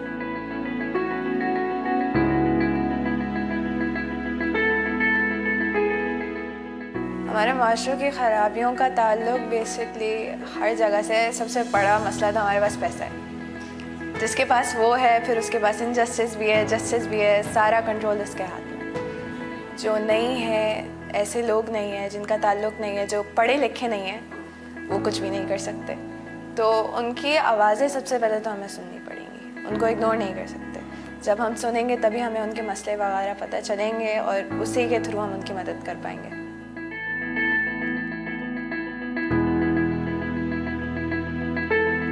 हमारे माशरे के बच्चों से मैं ये कहना चाहती हूँ कि भले आपको यही बताया जाता है कि अभी तो तुम बच्चे हो, ये नहीं करो, अभी बच्चे हो, वो नहीं हो पाएगा, कोशिश करो। क्या पता बच्चे से बच्चा भी क्या कर जाए। जब एक बच्चा पूरे घर को सर पे उठा सकता है तो फिर वो कोई अच्छा काम क्यों नहीं कर सकता।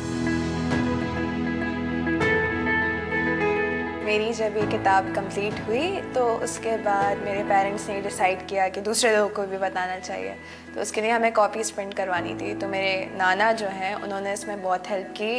ये लॉन्च हम करवाना चाह रहे थे जितना जल्दी हो सके, लेकिन ये बहुत डिले होता रहा, बहुत सारे प्रॉब्लम्स आए।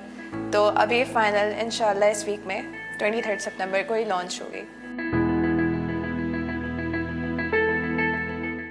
मैं अपनी किताब से एक मैसेज देना चाहती हूँ जो भी लोग पढ़ेंगे, कि पढ़ के किताब को बंद करके अंदर मत रख देगा। इसको सोचें कि अगर एक बच्ची ये सब कुछ कर सकती है, माशरे को चेंज करने की कोशिश कर सकती है, और वो कोशिश अगर हो गई तो आपने अपना किरदार अदा कर दिया है। आप कोशिश करें, कोशिश से ही दुनिया में चलती है।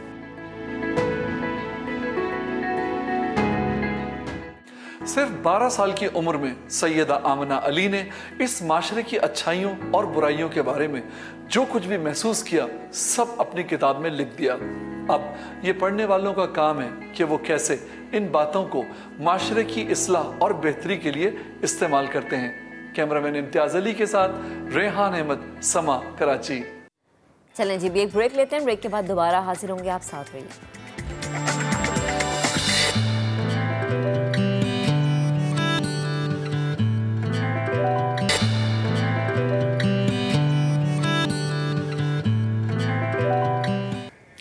चलिए, ये मेरा फेवरेट सेगमेंट है शो का, लेकिन थोड़ा दिल टूटा हुआ है क्योंकि पहले T20 में इंग्लैंड ने पाकिस्तान को 6 विकेटों से और बासानी शिकस्त दे दी है। एलेक्स हेल्स ने कमाल कर दिया, 53 रन बनाए। हैरी ब्रूक ने नाकाबिले शिकस्त 42 रन बनाए। और इसके साथ ही साथ जो है इंग्लैंड ने 159 रन का हदफ 4 गेंदों पहले ही अबूर कर लिए। इसी पर बात करेंगे। Senior sports analyst Mirza Iqbal Baig साहब हमें ज्वाइन कर चुके हैं। इकबाल भाई, बेहद शुक्रिया वक्त देने के लिए। Good morning. ये क्या किया, ऐसी तो उम्मीद हमने नहीं लगाई थी। दिल टूट गए पाकिस्तानियों के। वालेकुम अस्सलाम, सुबह बखैर। महक, आपको भी और फैसल को भी। दिल यकीनन टूट गए, फैसल का दिल भी टूटा है, लेकिन अभी 6 मैच बाकी हैं इस सीरीज़ के। लेकिन जिस तरह की पाकिस्तान की परफॉर्मेंस रही होम ग्राउंड पर, होम क्राउड के सामने, अपनी कंडीशंस में, अपनी पिच पर, वो यकीनन लम्हे फिक्रिया है, क्योंकि पाकिस्तान को अब जाकर ऑस्ट्रेलिया में T20 वर्ल्ड कप खेलना है। और इंग्लैंड की टीम के देखें ना, 3 प्लेयर्स तो वैसे ही नहीं आए जो वर्ल्ड कप में जा रहे हैं। बेन स्टोक्स, लाइम लिविंगस्टन और क्रिस जॉर्डन, जबकि जॉनी बेस्टो उनके अनफिट हैं और कप्तान उनके जॉर्ज बटलर भी कल नहीं खेले। लेकिन मैं समझता हूँ फैसल के जो सबसे ज़्यादा एडवांटेज इंग्लिश प्लेयर्स को मिला, क्योंकि उनके 11 खिलाड़ी पाकिस्तान सुपर लीग PSL खेल चुके और उन्होंने ही रन्स किए। आप देखें, हैरी ब्रूक ने लाहौर कलंदर से सेंचुरी स्कोर की थी। एलेक्स हेल्स एक तवील अरसे से पाकिस्तान सुपर लीग में खेल रहे हैं और उनके बेशतर खिलाड़ियों को तजुर्बा है। बेन डकेट, ये वो सारे प्लेयर्स जो हैं, उन्होंने उस तजुर्बे का भरपूर फ़ायदा उठाया और पाकिस्तान को हराया। मिर्ज़ा भाई, ये मुझे कहीं लैकलस्टर नज़र आ रहे हैं या फिर प्रॉपर वर्ड लॉस्ट नज़र आ रहे हैं, even in batting, even in bowling. शुरू में बैटिंग में भी शुरू के 10 ओवर बहुत अच्छे थे, लेकिन फिर कहीं खो से जाते हैं हम। फिर बॉलिंग हमारी शुरू में हमने विकेटें चटकाई, लेकिन बीच में आके फिर खो से गए हम।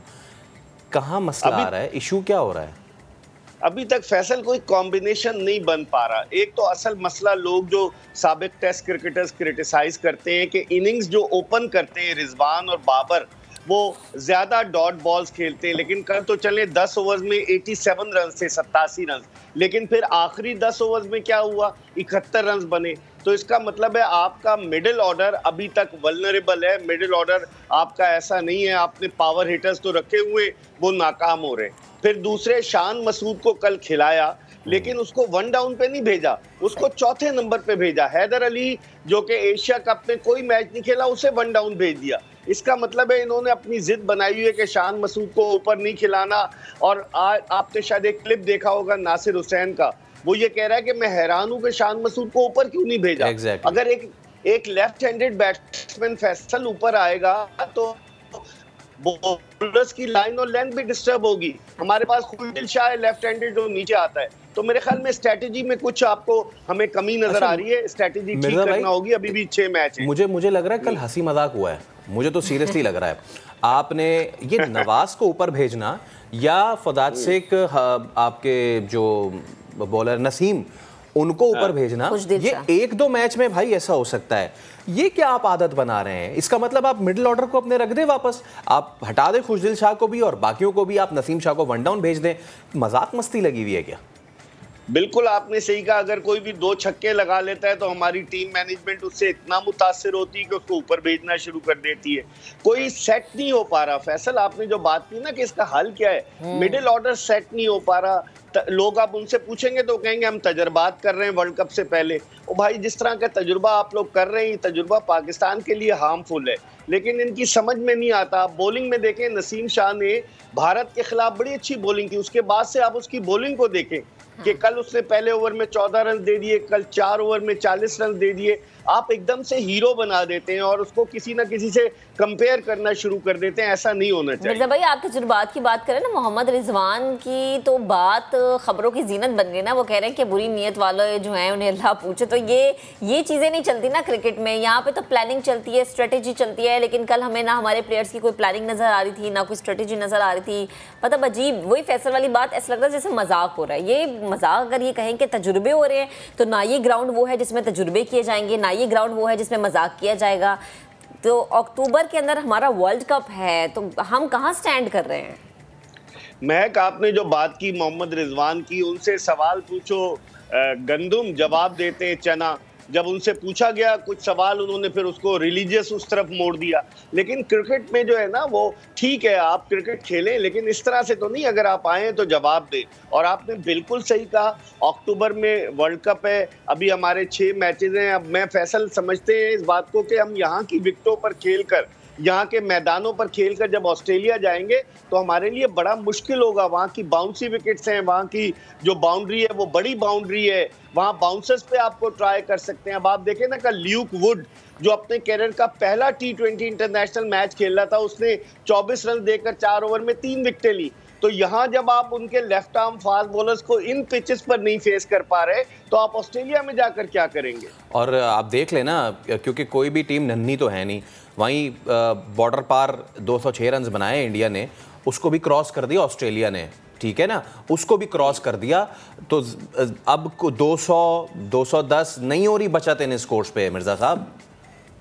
बिल्कुल फैसल, आपने कहा ना, अगर आप 158 में कहाँ से मैच जीतेंगे? आपकी बैटिंग में इतना थ्रस्ट होना चाहिए, इतनी पावर होनी चाहिए कि कम से कम। और इस विकेट के बारे में कल कहा जा रहा था कि एवरेज स्कोर 190 रन है। आपने जिस तरीके से शुरू किया, लग रहा था 200 क्रॉस कर जाएंगे, लेकिन फिर आप बिल्कुल बैठ गए और ना तजुर्बाकार बॉलर्स के सामने बैठे, या तो कोई बहुत बड़े नाम हो बॉलर्स के जो मुश्किल डालने हो आपको। तो इसका मतलब है कि आपको अपनी चीजों को मैनेज करना पड़ेगा, ठीक करना पड़ेगा, वरना बहुत मुश्किल हो जाएगी वर्ल्ड कप। नियत की बात हुई थी ना, वाकई नियत खराब है। वो इसलिए क्योंकि अगर आपको हैदर अली और शान मसूद को इन करना है तो आप उनको उन पोजीशंस पे इन करें, और अगर आपको एक्सपेरिमेंट ही करना है तो आप उनको उन पोजीशन पे एक्सपेरिमेंट करवाएं जिधर वो खेलते हुए आए हैं।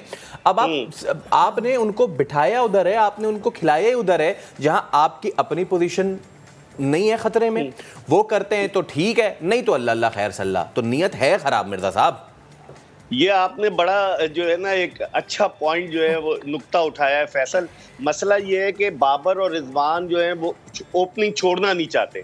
आप देखें कितने साबिक टेस्ट क्रिकेटर्स कह चुके हैं कि बाबर दुनिया का बेहतरीन बैट्समैन, अगर वो 1 डाउन आए और बॉल्स बहुत ज्यादा कंज्यूम करते तो ये छोड़ना नहीं चाहते, किसी को आने नहीं देना चाहते। तो टीम तो पाकिस्तान की है ना, किसी की अपनी टीम थोड़ी है। अगर खेलेंगे पाकिस्तान का परचम बुलंद होगा ना, तो हम लोगों को ये सोचना चाहिए, लेकिन क्या कर सकते हैं सिवाय गिले शिकवे करने के। सही। अच्छा इकबाल भाई, ये बताएं डॉट बॉल्स का मसला कब खत्म होगा? पूरी आवाम तंग है इस मसले से। बिल्कुल महक, आपने सही बात की। कल 32 डॉट बॉल्स खेली हमने, 5 ओवर्स और 2 गेंदें डॉट बॉल्स की सूरत में खेली है। अब आप अंदाजा लगाएं कि इन 32 डॉट बॉल्स पे अगर हम 25-30 रन भी बनाते तो हमारा स्कोर काफ़ी हो सकता था। मेरे ख्याल में batting coach Mohammad Yousuf team के साथ हैं, उन्हें सोचना पड़ेगा। सिंगल्स वगैरह हम लेते नहीं, हम चाहते हैं गेंद को बाउंड्री लाइन के बाहर फेंक दें, जिसकी वजह से हमें प्रॉब्लम हो रही है। सही है। असल में वही बात है मिर्ज़ा साहब कि आप जब एक्सपेरिमेंट करना छोड़ेंगे और प्रॉपर बैट्समैन भेजेंगे तो हो सकता है नसीम शाह की जगह एक आधा छक्का कोई मार देता। तो बहुत शुक्रिया आपका मिर्ज़ा साहब, थैंक यू। ये करते हैं कि दूसरे जो है वो T20 में हम ये गलतियाँ ना दोहराएं। चलें जी, हम अब आपसे इजाज़त चाहेंगे, अब आपसे मुलाकात करेंगे कल। अपना बहुत सा ख्याल रखिएगा, अल्लाह हाफ़िज़।